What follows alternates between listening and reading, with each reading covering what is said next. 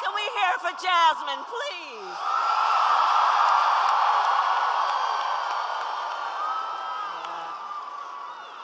I'll tell you, when I hear our young leaders such as Jasmine, I know the future of our country is so bright, so bright, so bright.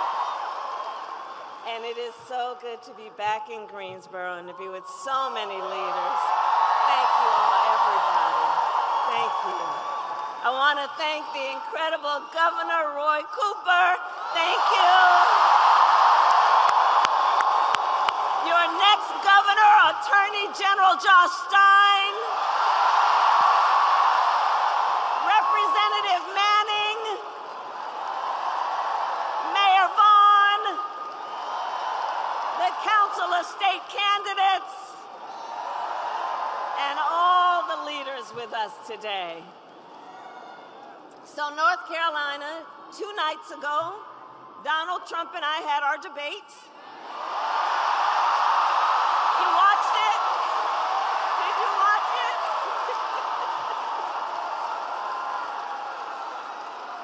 And look, I believe we owe it to have another debate, right?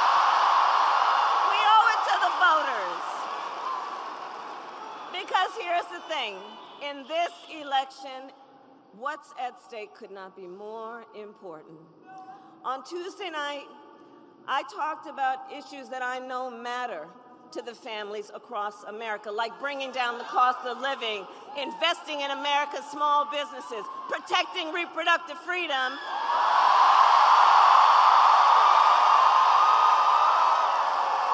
and keeping our nation safe and secure.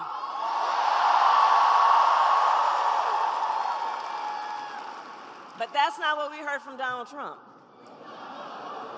Instead, you know, and I called it at the beginning of the debate, it was the same old show. Same old tired playbook we've heard for years, with no plan for how he would address the needs of the American people. Well, folks, look, it's time to turn the page.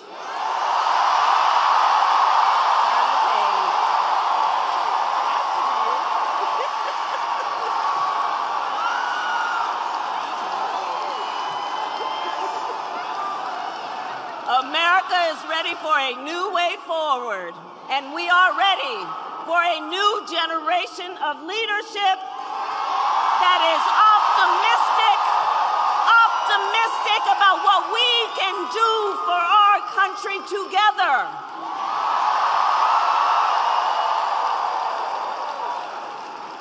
And that is why Democrats, Republicans, and independents are all supporting our campaign, because we agree we have a duty as citizens to put country above partisanship and defend our Constitution. And that is my pledge to you. I will always put country above party. From the courthouse to the White House, I have always fought for the people. Always fought for the people.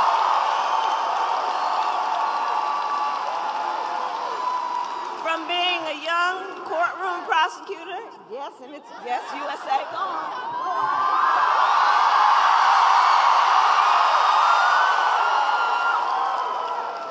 From being a young courtroom prosecutor in Oakland, California, I stood up for women and children against predators who abuse them.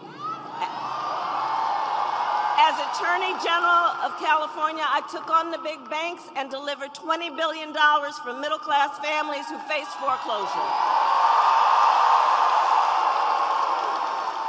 I stood up for veterans being scammed by big for-profit colleges, for workers who were being cheated out of their wages, the wages they were due, for seniors facing elder abuse. I will be a president for all Americans. And together we will build a brighter future for our nation.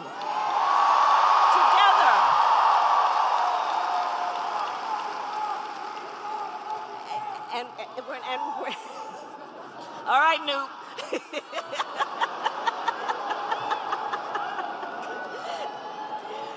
We are going to build a future where we build what I call an opportunity economy. So every American has an opportunity to own a home, to build wealth, to start a business.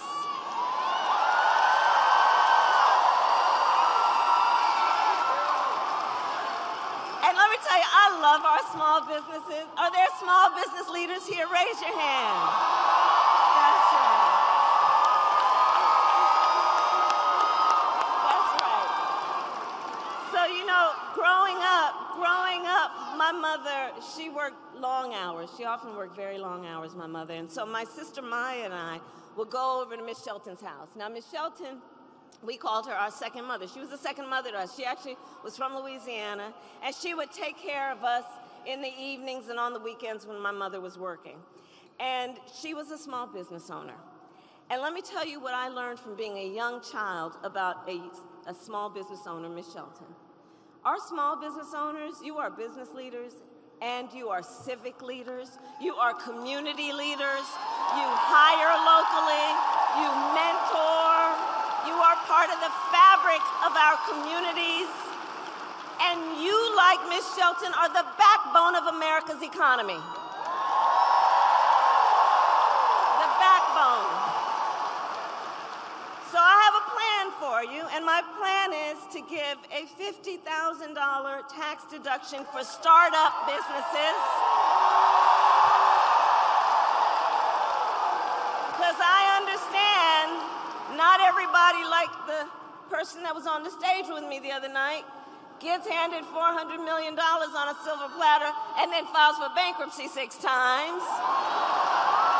Come on, come on.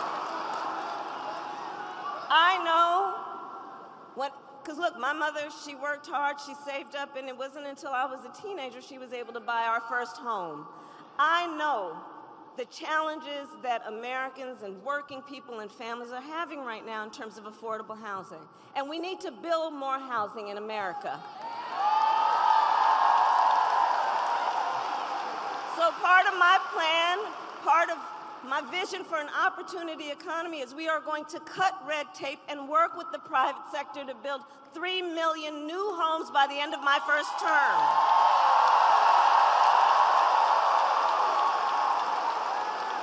And I have a plan to lower the cost of living for America's families on everything from health care to groceries, including taking on price gouging and those corporations when they take advantage of people in need.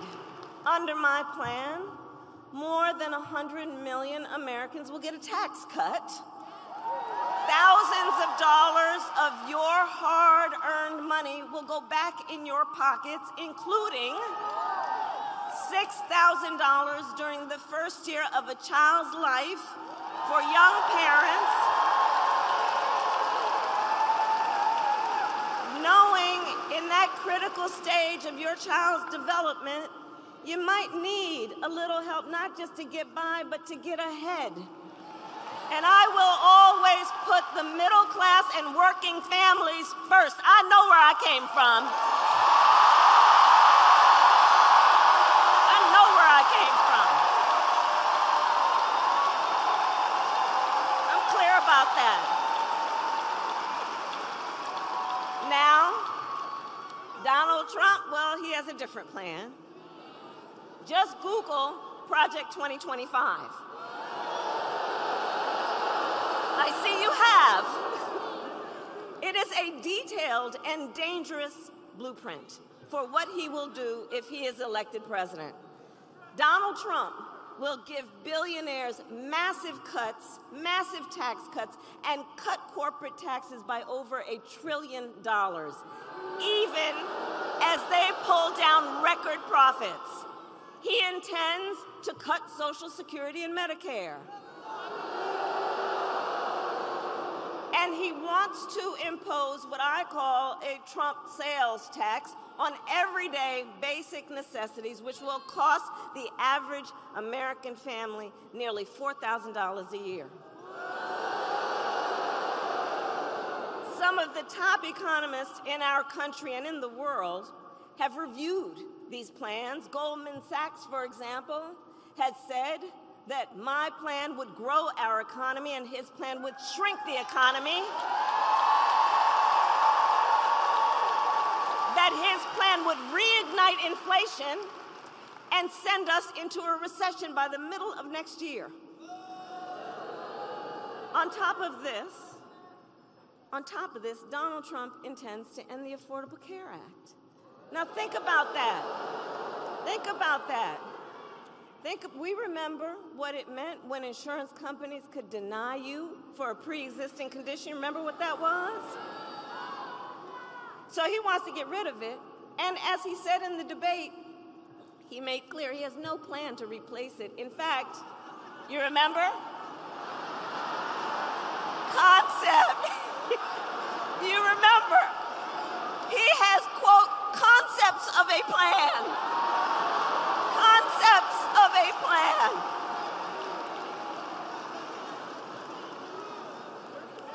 I mean, we're 54 days from this election.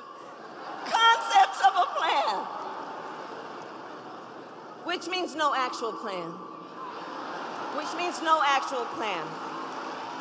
And 45 million Americans are insured through the Affordable Care Act. So understand what that means. He's going to end it based on a concept and take us back when folks were suffering.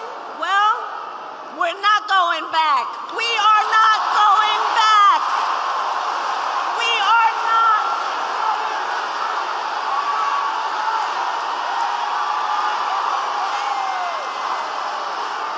We're not going back. No, we're not going back. No, we together will move forward because ours is a fight for the future.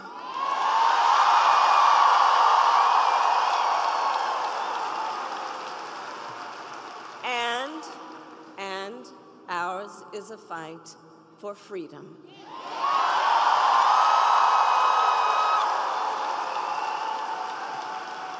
Like the fundamental freedom of a woman to be able to make decisions about her own body and not have her government tell her what to do.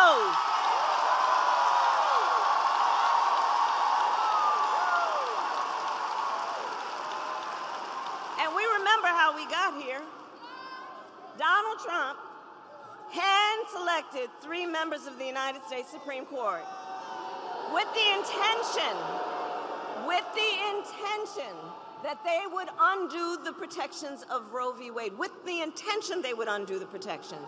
And they did exactly as he intended, and now more than 20 states have a Trump abortion ban, including North Carolina, and every single state in the South except Virginia. Many with no exceptions, even for rape and incest. It is immoral. Immoral. And I know everyone here understands. Let us agree. One does not have to abandon their faith or deeply held beliefs to agree. The government should not be telling her what to do with her body.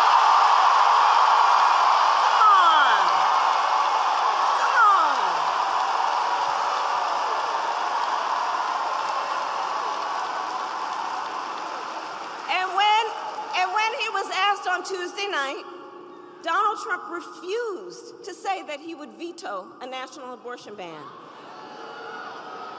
Well, when Congress passes a bill to restore reproductive freedom, as President of the United States, I will proudly sign it into law. Proudly sign it into law.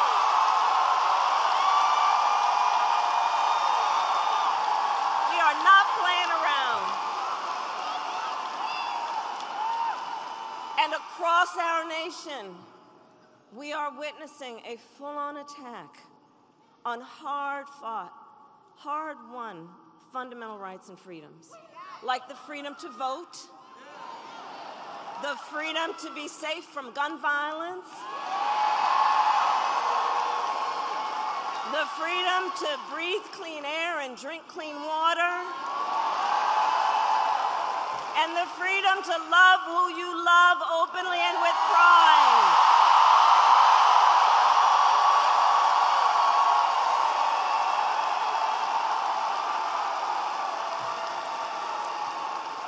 And here's the thing that I know about all of the North Carolinian leaders who are here. You know this so well, it's part of your DNA. Generations of Americans before us led the fight for freedom. Generations of Americans before us, many from right here, led the fight for freedom. Let's get a medic.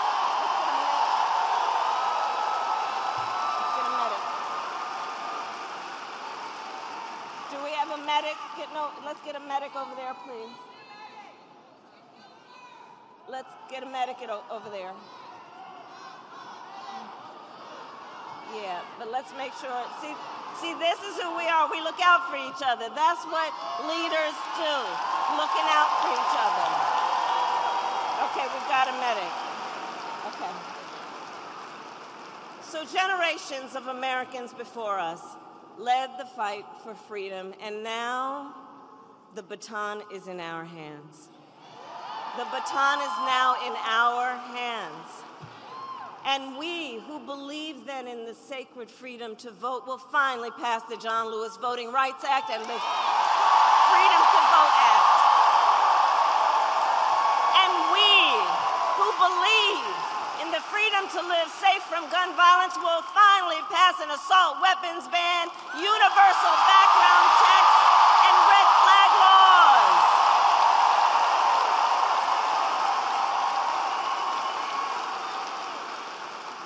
So much is on the line in this election, and we got this. We got this. But look, here's the thing. This is not 2016 or 2020. The stakes are even higher. Because 2 months ago, the United States Supreme Court basically told the former president that he will effectively be immune no matter what he does in the White House. Well, here's the thing. The courts will take care of that. Let's take care of November. How about that? All right?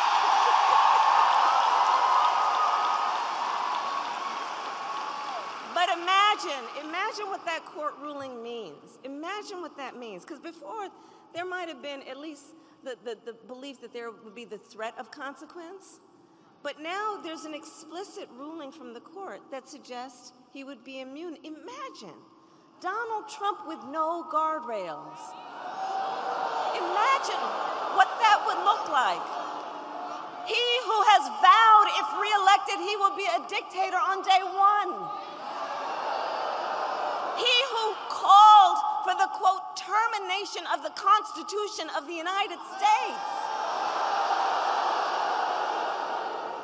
And let us be very clear, someone who suggests that we should terminate the Constitution of the United States should never again stand behind the seal of the President of the United States.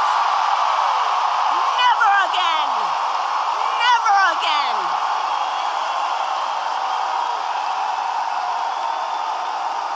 Never.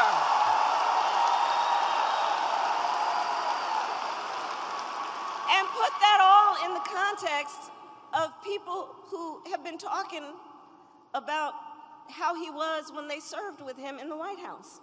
People who saw him every day. His national security advisor, his defense secretary, his chief of staff, and his vice president.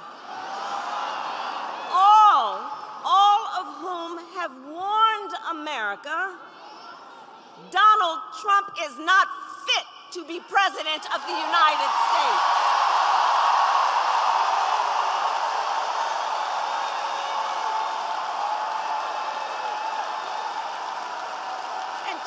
never occupy our nation's highest office again.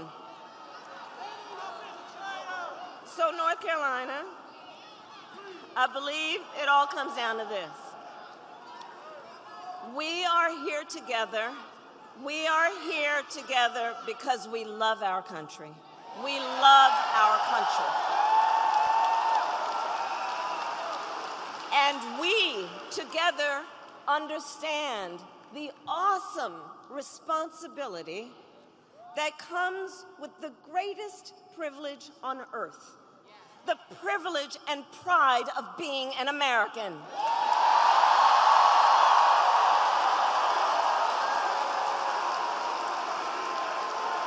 It's an awesome responsibility. That's right. That's right. That's right. That's right.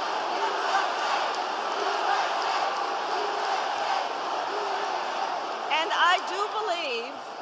I do believe it is the highest form of patriotism to fight for the ideals of our country and to fight to realize the promise of America. And so, North Carolina, we have 54 days until Election Day. 54 days until Election Day. And just 35 days until early voting begins. And it's not only the presidency that's on the ballot. There are many, many important races, like Josh Stein running for governor,